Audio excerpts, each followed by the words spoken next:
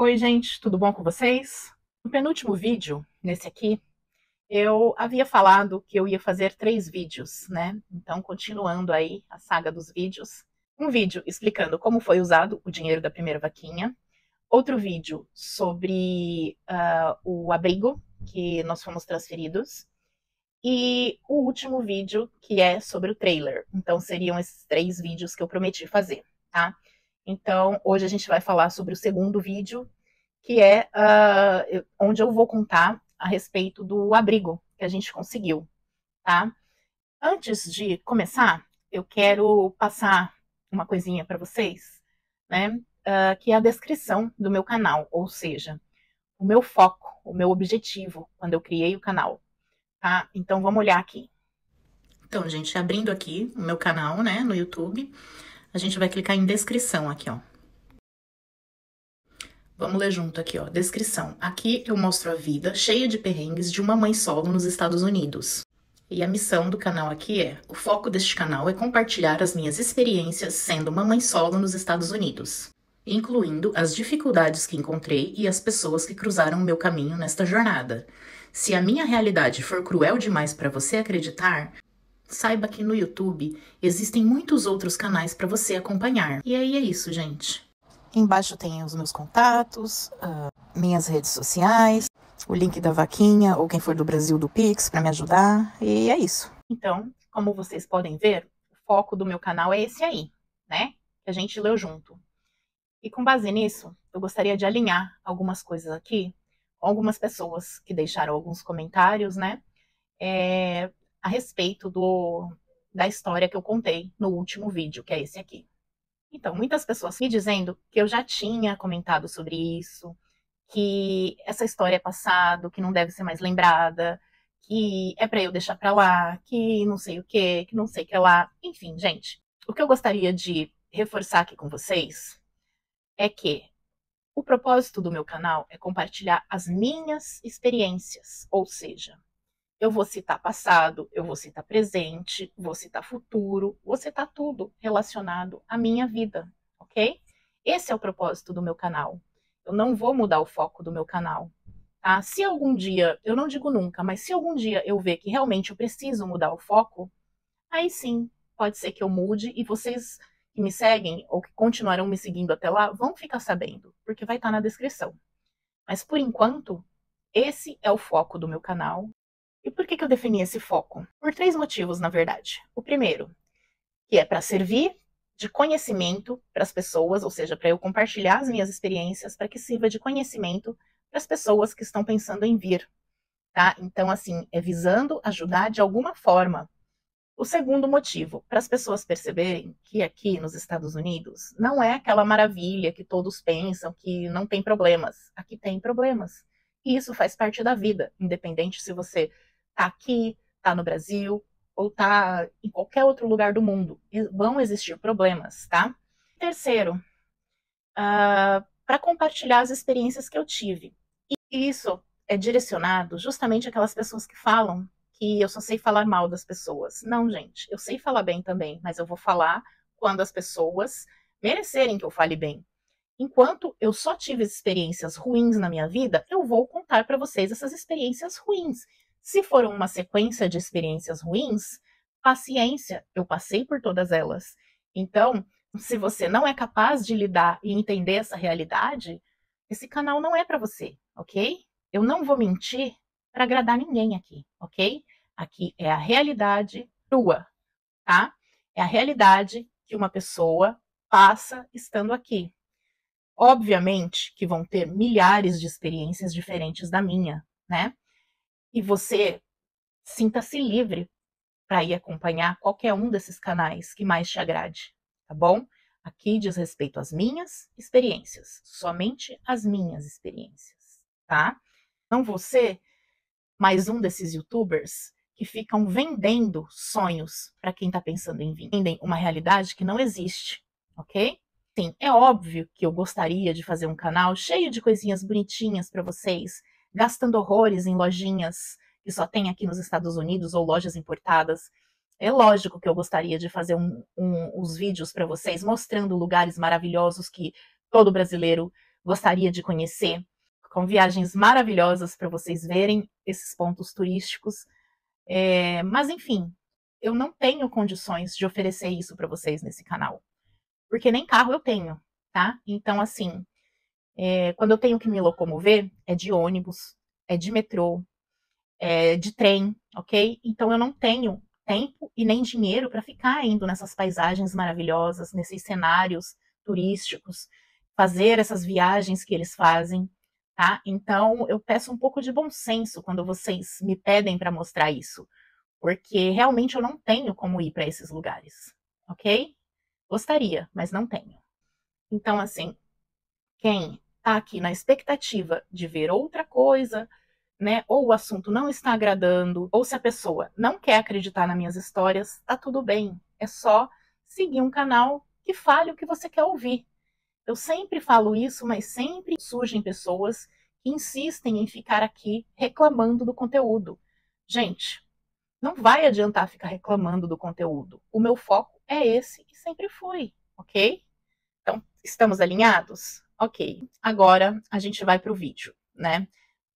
O primeiro vídeo que eu fiz, eu falei sobre como foi empregado o dinheiro da primeira vaquinha. Eu vou contar um pouquinho da experiência que eu tive nos poucos dias que eu fiquei no abrigo de Lister, que foi para onde nós fomos enviados quando aprovaram a nossa solicitação do abrigo estadual do estado de Massachusetts, ok? Apenas lembrando para vocês, para deixarem já o seu like nesse vídeo. Quem não for inscrito ainda, que se inscreva no canal, tá? Porque tem muita gente assistindo o vídeo sem ser inscrito e sem deixar o like. Podem deixar like ou dislike, tanto faz, ok? A única coisa que eu peço é para não deixarem comentários ofensivos, se referindo a mim ou a minha família, ou se referindo a outros que comentaram adiante, porque aqui eu quero promover um ambiente saudável, né? Então, assim, além do que, se você deixar um comentário ofensivo aqui, o próprio YouTube vai barrar, né? E se eu tiver a chance de ver, eu também vou denunciar, ok? Então, assim, vamos cuidar das palavras que saem da nossa boca, porque as palavras que saem da nossa boca geralmente condiz com o que o nosso coração tá cheio, né? Então, assim, vamos deixar palavras boas, palavras de incentivo, né? Vamos propagar o bem. Então, iniciando o assunto e recapitulando, né? Um pouquinho lá atrás, quando a gente ainda estava no aeroporto, eu negociei o trailer com aquele rapaz que eu falei, né? Passou alguns dias, ele aceitou a proposta que eu ofereci um valor um pouquinho mais baixo do que ele estava pedindo no anúncio, porque a minha expectativa era que sobrasse para pelo menos poder legalizar o trailer para o meu nome e para o frete. Acabou que eu não consegui muito desconto, mas eu consegui pelo menos o frete para poder puxar para o lugar onde o trailer está. Então, pelo menos isso aí eu consegui que ele descontasse do valor do trailer e futuramente eu gastei com o frete para puxar o trailer até o local onde ele está. Bom, comprei o trailer, né? Passei o dinheiro para o rapaz, contratei o guincho para puxar o trailer foi entregue. Passaram-se 2 dias, saiu a nossa aprovação do abrigo. E, gente, foi uma surpresa para mim, para a advogada que está me acompanhando também, foi uma surpresa para todos, né? Porque, no fundo, eu já tinha até perdido as esperanças de que isso poderia realmente acontecer, né? Eu já havia tentado aplicar para abrigo 9 vezes e eles sempre me retornavam que faltava algum documento, faltava algum requisito, algum critério, enfim, eles sempre inventavam obstáculos para não aprovarem a minha família. E até quando não faltavam mais nada, eles ainda exigiam mais documentos complementares. Então, eu já tinha dado por perdida essa chance de conseguir um abrigo em Massachusetts. Minha advogada sempre me acompanhou nessas solicitações, né, nessas aplicações de abrigo. E mesmo sem eu estar acompanhando de perto, né, de eu já ter desistido, entre aspas, desse abrigo, ela continuou aplicando para mim no meu nome, porque ela tem, né, os poderes que eu dei para ela, né, para agir no meu nome. Então, ela continuou aplicando, ela não desistiu de mim. Ela é uma pessoa maravilhosa, tá? Vou deixar um coraçãozinho aqui para ela. Mas eu sei que ela não vai assistir o vídeo, porque até se ela assistir, eu sei que ela não vai entender, porque ela é americana. Mas enfim, aí todo o meu agradecimento de todo o coração para ela, sou eternamente grata. Ela é uma pessoa maravilhosa, uma profissional super competente e que tem me ajudado, né, nesse período aí de escassez que eu estava enfrentando. Enfim, ela continuou aplicando no meu nome e na 12ª vez, né, já estava na 12ª vez e foi aplicado, foi aprovado, né? Então, quando ela me ligou dando essa notícia, a gente ficou muito feliz, né? Eu fiquei até emocionada. Falei, nossa, eu não acreditava que isso ia acontecer. E justamente foi logo depois que eu comprei o trailer, né, gente? Se eu soubesse, eu teria esperado esses 2 dias para comprar o trailer. Mas infelizmente, eu não tenho bola de cristal, então eu não sabia. Como aconteceu tudo muito rápido, também não consegui fazer muita coisa. Enquanto eu estava em Quincy, né, no centro de refugiados, eu percebia que as famílias haitianas que chegavam eram alocadas na mesma semana que eles chegavam. Nós sempre ficando para trás. Então, eu já havia perdido um pouco de esperanças de nós conseguirmos realmente a vaga para um abrigo. Porque nós sempre éramos passados para o final da fila. Os haitianos tinham acabado de chegar, eles já eram alocados na mesma semana nos abrigos, nas vagas que surgiam, e nós jogados sempre para o último da fila. E com isso se passaram 3 meses, né? A gente morando na rua. 3 meses de muito sofrimento, de muita necessidade, de desconforto total, mas superamos com a graça de Deus, porque Ele nunca nos abandonou, Ele nunca se afastou de nós, mesmo nos piores momentos que a gente passou. E eu acredito piamente que essa advogada também foi um anjo enviado por Deus nas nossas vidas, porque foi através dela que não desistiu da minha família, que não desistiu do processo de abrigo, que nós conseguimos essa vaga. Então, acima de tudo, eu agradeço a Deus por tudo que a gente viveu, estamos vivendo e ainda vamos viver. Então, recapitulando, nós estávamos no aeroporto, compramos o trailer, 2 dias depois, surgiu a vaga aprovada do abrigo. O que aconteceu? A vaga aprovada do abrigo, aqui funciona assim, em Massachusetts, tá, gente? Quando sai a vaga, eles já mandam o carro te buscar no mesmo dia, tá? E se você não está lá no local, no momento, pronto para ir, eles simplesmente passam sua vaga para outro, né? Porque todo mundo sabe, acompanhou aí em Boston, o aeroporto estava lotado de imigrantes, né? Então, eles passam a vaga, assim, rapidinho, porque a ideia deles, o que que é? É limpar aquele povo do aeroporto. Tanto que depois deu aquela reportagem lá, que a governadora foi lá e tirou todo mundo e mandou para aquele presídio que estava desativado e blá, blá, blá, que eu já falei no vídeo também. Enfim. Então, sai a vaga, você tem que estar lá, à disposição deles, para eles buscarem você, né? E assim foi com a gente, né? Eles buscaram a gente lá do aeroporto e nós fomos encaminhados para o abrigo.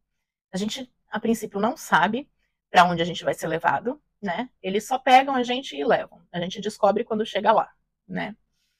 E assim nós chegamos na cidade de Lister, uma cidade um pouco afastada. Enfim, nós chegamos nesse abrigo e ali no campus do abrigo eram 3 prédios, né? 3 prédios de 3 andares que moravam 33 famílias em cada prédio, ok?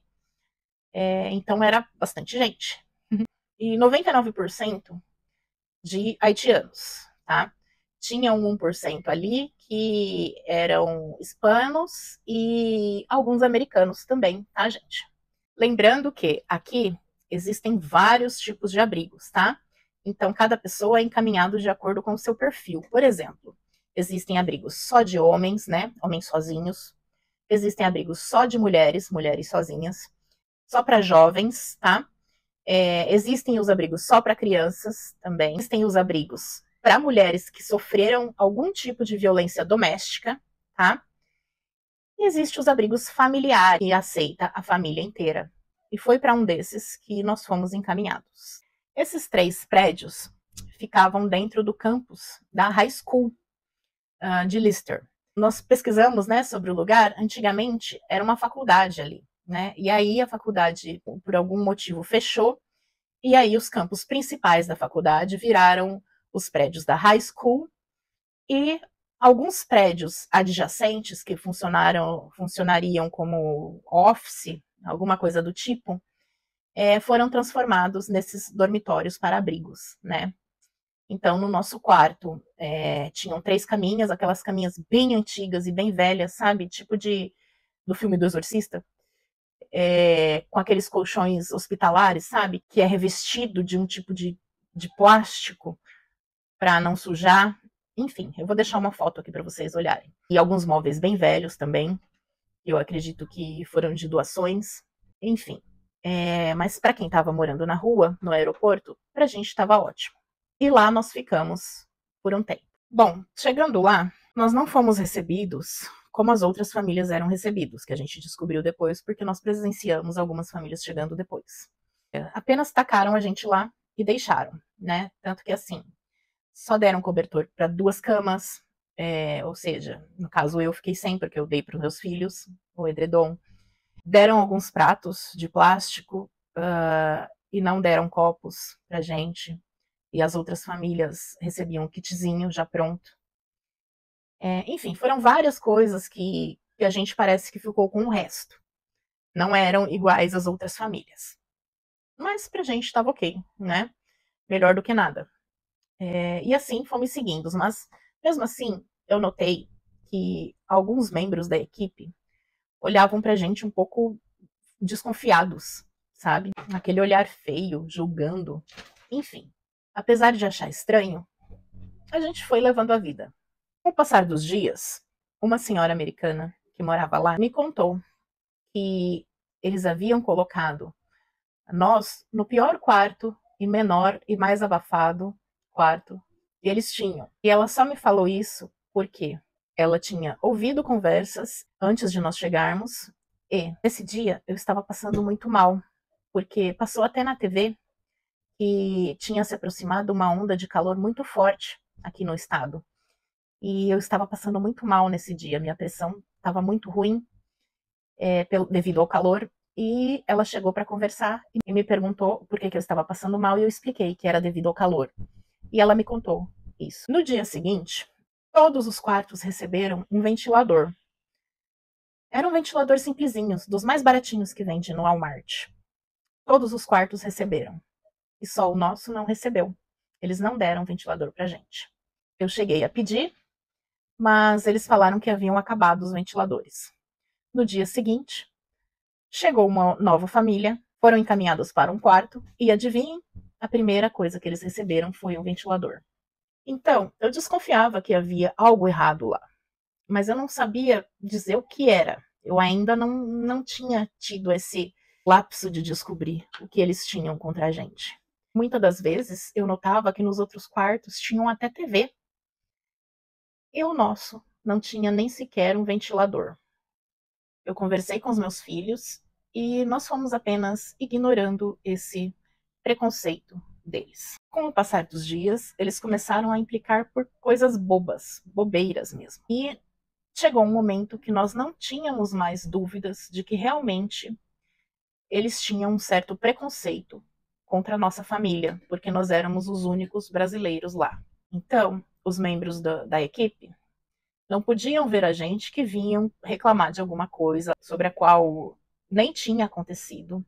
Eles chegavam e tratavam a gente como criminosos, né? O tempo todo fazendo cobranças descabidas, pedindo explicações descabidas e implicando com coisas que ninguém mais passava por aquilo, implicando com coisas que eles não exigiam de mais ninguém. Então, chegou um momento que a gente não tinha mais dúvidas de que isso era realmente preconceito por parte deles. Tanto que teve o dia que eu passei mal, que eu fui no hospital. E quem vai numa emergência aqui nos Estados Unidos sabe que não é atendido na hora. Então, nós ficamos aproximadamente 5 horas no hospital e ultrapassamos o horário de retorno, porque o abrigo tem um horário de toque de recolher. Mas nas regras, está escrito que esse toque de recolher não se aplica a motivos médicos e emergenciais ou de força maior, como, por exemplo, se acontece alguma urgência no prédio e temos que evacuar o prédio. E o meu motivo, obviamente, era motivos médicos, né, de urgência. Mas mesmo assim, eles contrariaram a própria regra que eles criaram e me deram advertência porque eu cheguei depois do horário por estar no hospital. Mas ao mesmo tempo, haviam outros quartos que poderiam ficar até depois da meia-noite ou chegarem após o horário, sem nem levar nem uma advertência verbal. Enfim, os dias foram passando e eles já não faziam mais a mínima questão de esconder que eram preconceituosos com nós, que éramos brasileiros. Então, além das implicâncias por motivos banais, eles estavam inventando situações para poder fazer a gente desistir do abrigo. Ou seja, eles queriam usar o poder de autoridade deles para pressionar a gente um tanto a ponto de que nós desistíssemos de ficar lá. Eu vou citar um exemplo aqui para vocês entenderem melhor o que era isso. Para ficar lá em Lister, eu tive que solicitar a transferência de escola dos meus filhos, porque ficava muito longe e contramão da escola que eles estudavam anteriormente. Com isso, todas as pessoas que já fizeram transferência de crianças da escola aqui nos Estados Unidos sabem que esse processo demora alguns dias, em torno de uma semana até 10 dias, dependendo da escola. Por quê?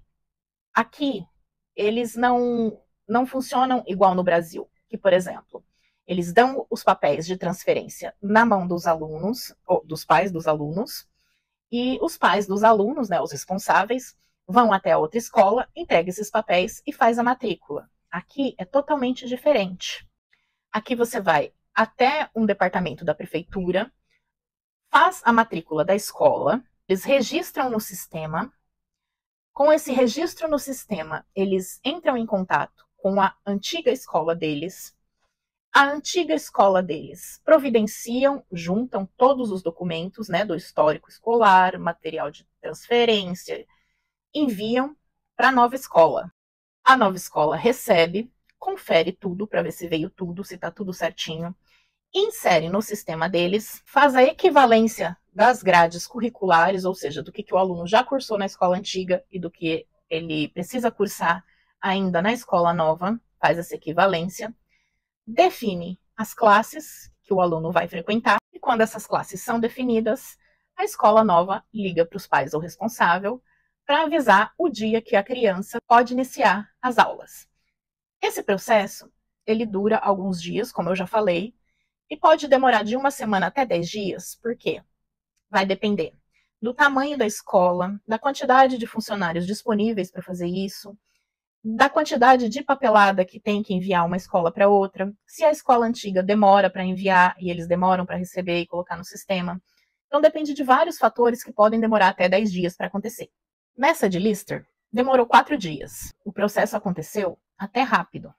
Só que dentro desses 4 dias, aliás, fazia 4 dias que nós tínhamos chegado no abrigo, o abrigo emitiu uma advertência falando que meus filhos estavam perdendo aula. Eu fui até lá, expliquei que eles estavam em processo de matrícula e transferência, e mesmo assim eles mantiveram a advertência, alegando que falaram com o superintendente e o diretor da escola e que meus filhos estavam com falta e sumidos da escola haviam 4 dias. Isso eu não tenho dúvida que eram mentiras, porque eu mesmo liguei para a escola depois e falei, e eles desconheciam qualquer contato que o abrigo tinha feito com eles sobre isso. Tanto que eu tinha todos os papéis de matrícula e, inclusive, naquele mesmo dia que eu recebi a advertência, eu havia recebido uma ligação da escola falando que eles iam começar 2 dias depois. Então, eu não tenho dúvidas de que isso foi apenas um blefe para eles terem um motivo inventado para darem uma advertência para nós desistirmos do abrigo, por puro preconceito deles. Outro exemplo, para clarificar isso, é que ocorriam vistorias no quarto frequentemente. E de acordo com as regras, essas vistorias teriam que acontecer após um aviso de 24 horas de antecedência, em cada quarto. Era para verificar coisas como se o quarto havia algo quebrado, se estava organizado, limpo, etc.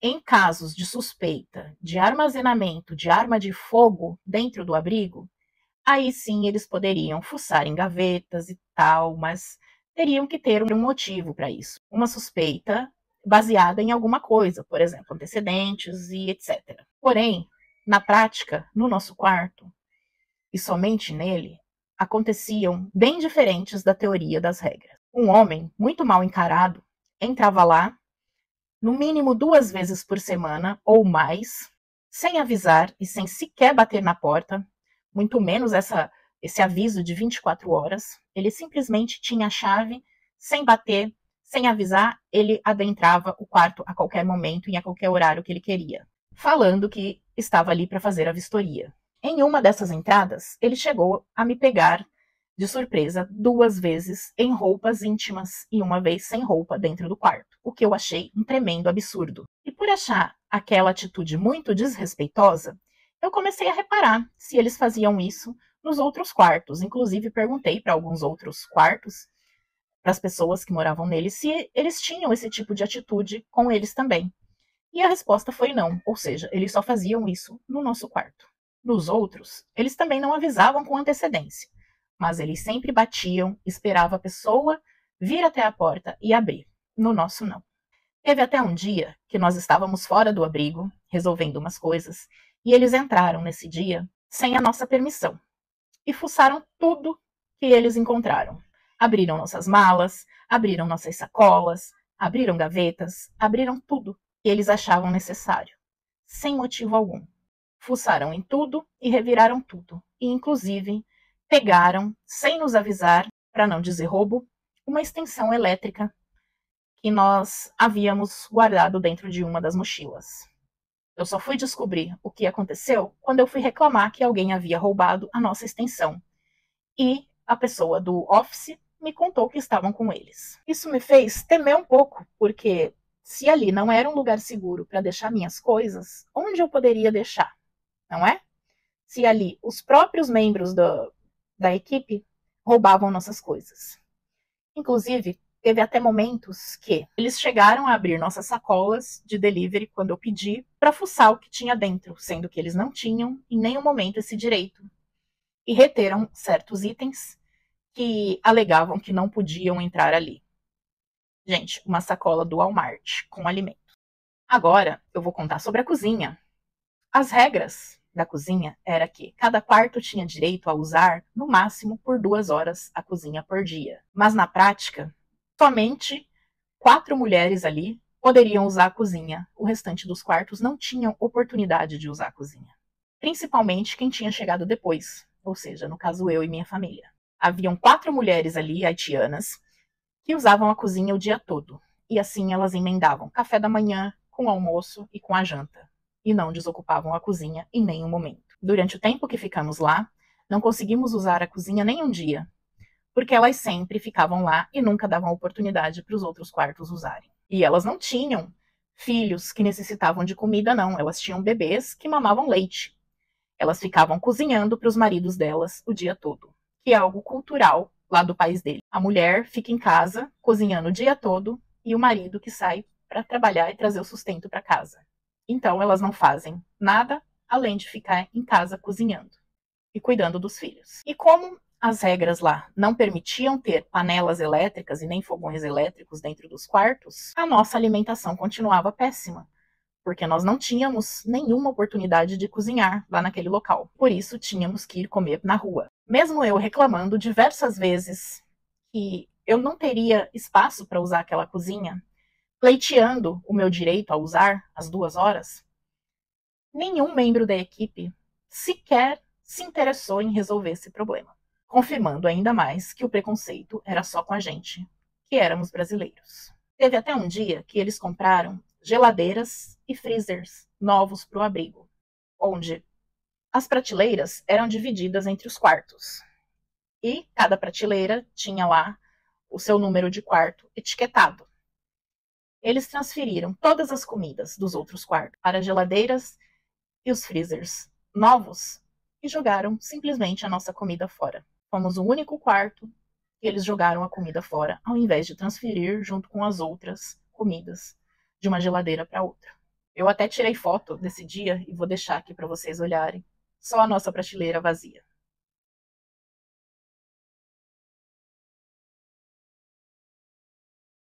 Fora isso, existiram uma série de outras implicâncias descabidas que não me vem na cabeça agora. Mas uma que eu lembro que ficou marcada foi que eles deram uma advertência pra gente por causa de uma caixa de notebook falando que era uma caixa de pizza. Por quê? Lá era proibido comer dentro dos quartos. E certo dia, eles entraram lá para fiscalizar e implicaram com essa caixa de notebook, falando que estava lá fazia 2 semanas. Gente, estava lá desde o dia que eu cheguei, mas ok. E falaram que era uma caixa de pizza. Então, eles nos deram uma advertência, falando que nós estávamos comendo dentro do quarto e a caixa de pizza estava sendo armazenada lá por vários dias. Eu vou até deixar a foto aqui para vocês olharem se a caixa de notebook parece realmente uma caixa de pizza.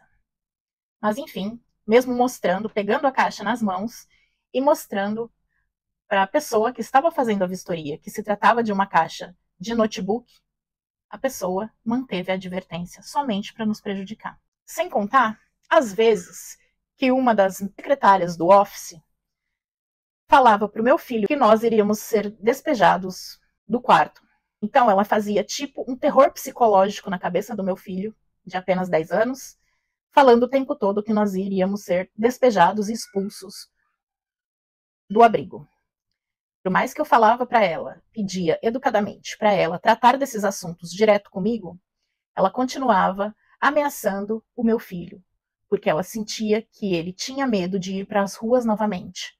Então ela continuava ameaçando o meu filho e fazendo esse terror psicológico na cabeça da criança, falando o tempo todo que nós íamos ser despejados por qualquer coisa. Por exemplo, a falta de uma assinatura na hora de entrar ou na hora de sair do shelter, por alguma coisa que ela achava que não estava certo, porque eles mudavam as regras o tempo todo de acordo com o membro da equipe que estava lá, eles não seguiam as regras escritas, então cada um tinha um jeito de aplicar sua própria regra, e muitas das vezes essas regras eram diferentes das do outro membro da equipe, então nós ficávamos super confusos sobre o que seguir e a quem seguir, e com isso ela se aproveitava para fazer esse terror psicológico na cabeça da criança. Quando começou a afetar a saúde dos meus filhos, eu comecei a tomar algumas atitudes. Tanto que a pressão foi tanta, o ambiente era tão tóxico e o preconceito era tão latente lá dentro, que nós chegamos a ficar o dia todo fora e só íamos lá para dormir. Porque se eles nos vissem em algum momento, eles iam encher o nosso saco. Então nós passamos a ficar o dia todo na rua e só irmos lá para dormir, visando dar uma amenizada nesse clima horrível que era lá dentro. Para vocês terem ideia, não foi só o meu filho mais novo que estava sofrendo lá dentro. O meu filho mais velho também sofreu lá dentro. Tanto que, diante dessa pressão toda que estavam exercendo contra a nossa família lá, meu filho mais velho teve um surto. E como ele já tinha problemas psicológicos anteriores e se agravou a ponto de ter um surto, foi aí eu liguei para a advogada e expliquei tudo o que já tinha acontecido e o que aconteceu com os meus filhos e que eles estavam sendo prejudicados mentalmente por ficar ali. E então ela me disse que havia a possibilidade, diante desses fatos, que eu tinha como provar, para pedir uma transferência imediata de abrigo. Isso poderia durar alguns dias, mas que nós poderíamos tentar. E assim foi feito. Ela entrou com um pedido para o Estado e o Estado aprovou a nossa transferência para outro abrigo, que é onde estamos atualmente. Mas esse é um assunto para um outro vídeo, porque esse já ficou grande demais. Eu finalizo por aqui. Mais uma vez peço, para quem puder, deixar um like para fortalecer o meu canal. Quem não for inscrito, se inscrevam para acompanhar e ser notificado dos vídeos novos que eu posto. Se você tiver algum comentário que agregue e que forem coisas boas, o seu comentário é super bem-vindo.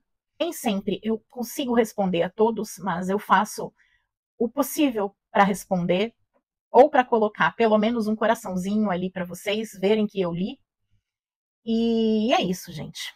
Agradeço a todos por terem assistido até aqui e desejo muitas felicidades para vocês e que Deus abençoe grandiosamente a vida de cada um que me segue, que me acompanha e que me apoia, né? Então é isso. Fiquem com Deus, um grande beijo e tchau!